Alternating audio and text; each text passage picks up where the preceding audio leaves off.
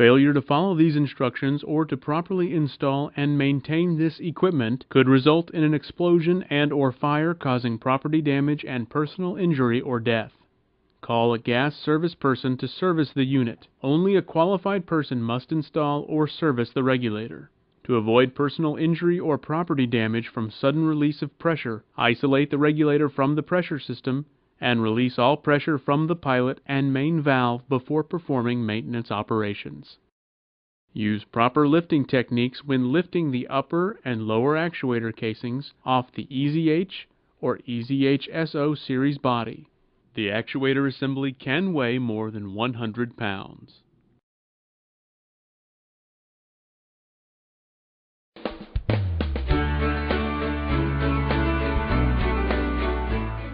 Please consult the EZH instruction manual for references to specific drawings, key numbers, and part numbers. Depressurize the regulator from the outlet side before loosening any fittings. Remove the pilot control lines attached to the regulator. Follow best practices maintenance procedures.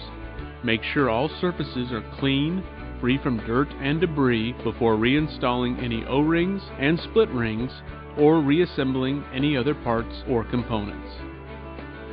Please note, the spring is under high compression tension. Caution should be used when unbolting the actuator. Remove the longer stud bolts last. Before beginning the maintenance process, note the original position of the actuator casings. Make a mark on the upper actuator casing, the lower actuator casing, the intermediate flange, and body to indicate proper alignment. To perform maintenance on the actuator assembly, please use the following procedure. Make a mark on the upper actuator casing, lower actuator casing, intermediate flange, and body to indicate proper alignment. Remove the travel indicator assembly.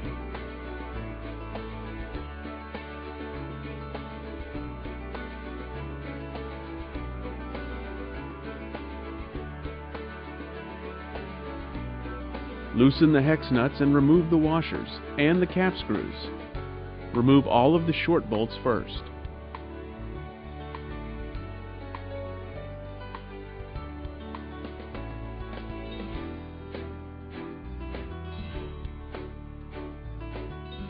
Then evenly remove the two long bolts. Make sure to balance the upper actuator casing while removing the spring tension.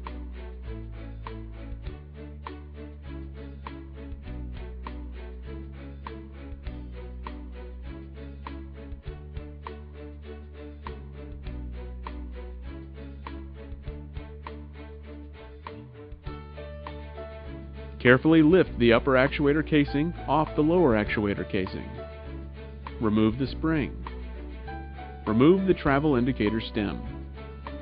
Remove the socket head cap screws.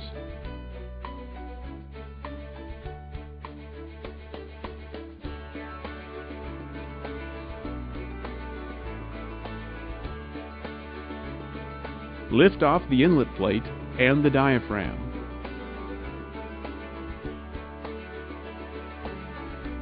Remove the outside O-ring. Inspect the O-ring for damage or wear. Replace the O-ring.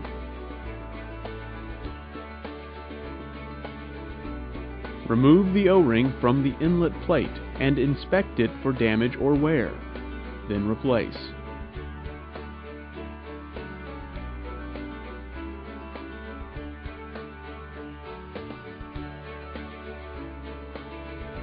Move to upper actuator casing. Inspect the upper actuator casing and remove the O-ring. Inspect for damage or wear. If damaged, remove the O-ring. Remove the split rings and examine for wear.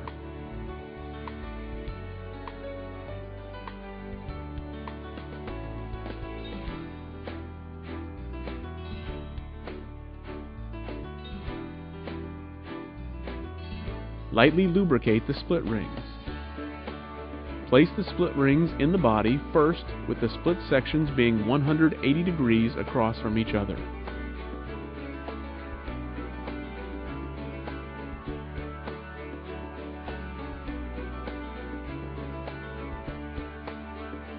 Lubricate the O-ring.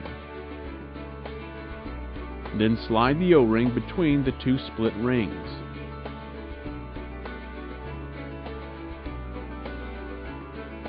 Move back to the body. Remove hex nuts from the stud bolts.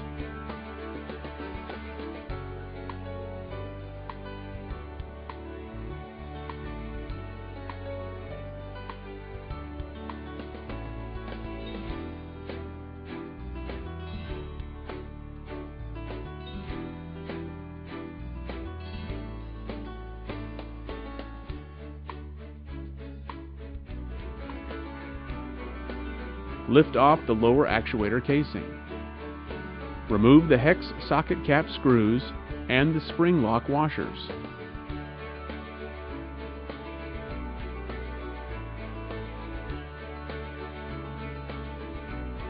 Lift off the disc holder assembly and disc retainer. Slide the sleeve out of the lower actuator casing. Then slide the outlet plate off the sleeve. Check the sleeve for scratches, burrs, or other damage, and replace if necessary. Remove the O-ring from inside the lower actuator casing. Inspect for damage or wear. Remove the first split ring and inspect for damage or wear. Replace if necessary.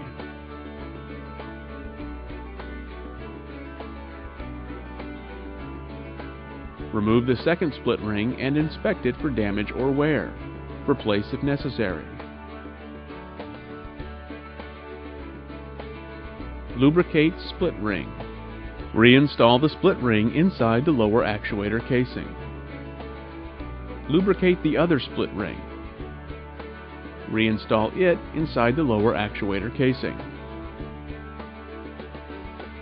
Lubricate the O-ring. Reinstall the O-ring. Flip the lower actuator casing over. Remove the O-ring and inspect it for damage or wear.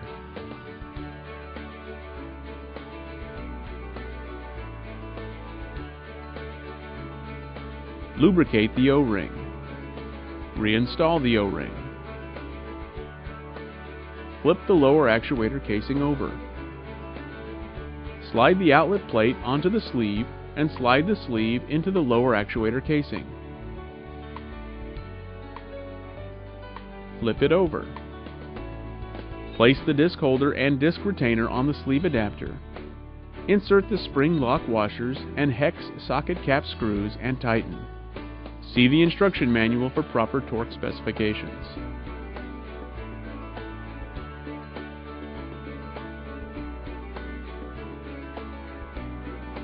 To perform maintenance on the intermediate flange O-ring, please follow the following procedure.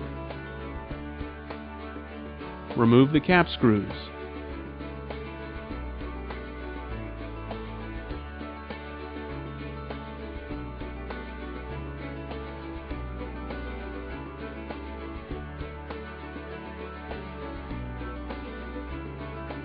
Lift off the intermediate flange. Remove the O-ring. Inspect the O-ring for damage or wear and replace if necessary. Lightly lubricate the O-ring before placing it in the body. Also apply grease to the intermediate flange.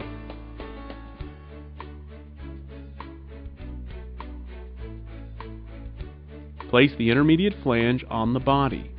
Make sure to position the stud bolt holes on the outside of the body. Secure with cap screws. See the instruction manual for proper torque values.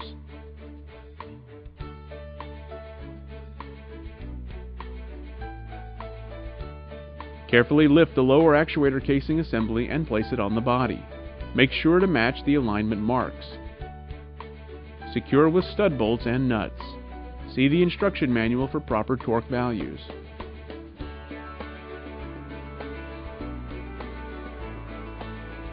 Lightly lubricate the O-rings and then replace.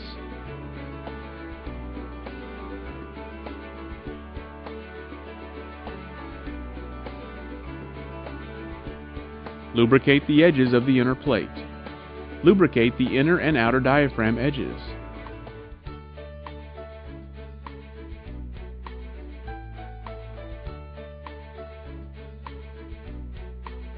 Place the diaphragm and then the inner plate on the sleeve.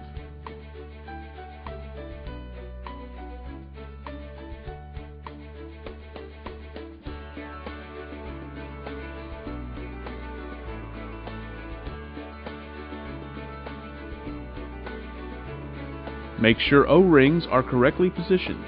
Insert and tighten the hex socket cap screws. See the instruction manual for proper torque specifications. Note: when tightening fasteners arranged in a circular pattern, alternate the tightening of each fastener with the fastener directly across from it using a star crisscross pattern for 5 times until the proper specified torque is achieved. Each time around, when all screws are tightened to the required torque, the diaphragm will compress a little until the plates are in direct metal-to-metal contact. It will take at least 5 times around before this happens. Only then will the applied torque on each screw remain at the required value. Lightly lubricate the spring.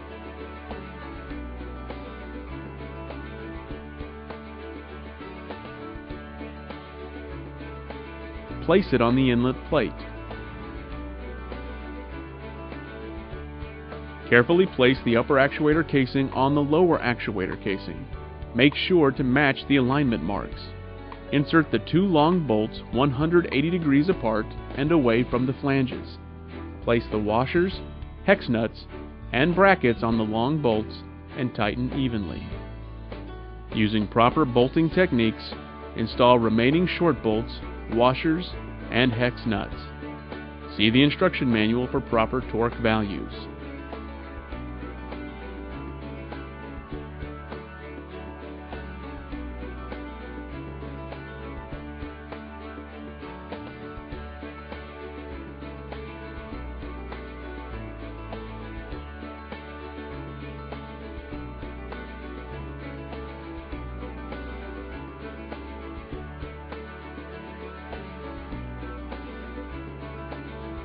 Place the travel indicator assembly in the upper actuator casing and tighten the travel indicator fitting.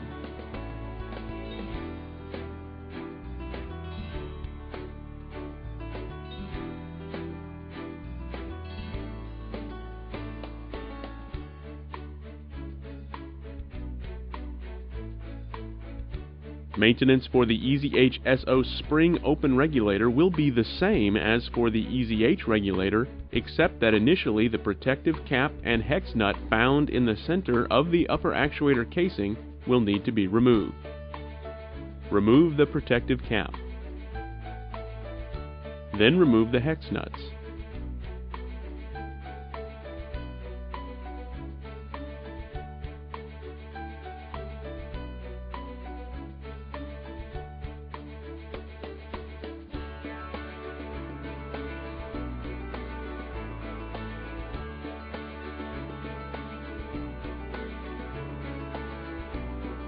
Then remove the washer.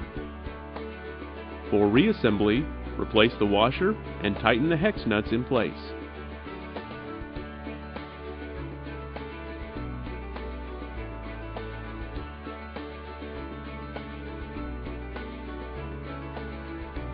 Then reinstall the protective cap.